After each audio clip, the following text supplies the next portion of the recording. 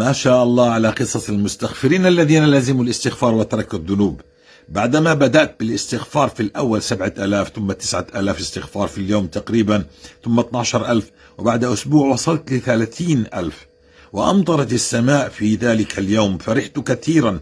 بعدما انتهيت انتبهت إنه الحساسية في عيوني اختفت كثيرا، خفت كثيرا عيوني، ما عادت تتنفخ وتحك، وفيها قشور عند منبت الرمش.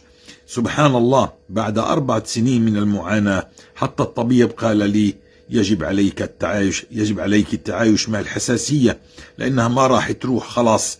سبحان الله، والآن شهر وعيوني الحمد لله والشكر لله بالعافية، وهذا من فضل الله عز وجل بالاستغفار.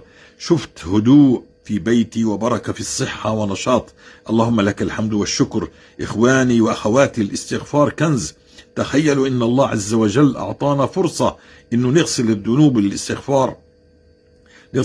بالاستغفار، وإحنا نختار أن نتركها ترافقنا للهلاك في الدنيا وتقف بيننا وبين الجنة في الآخرة. يا لطيف، الزموا الاستغفار بالليل والنهار.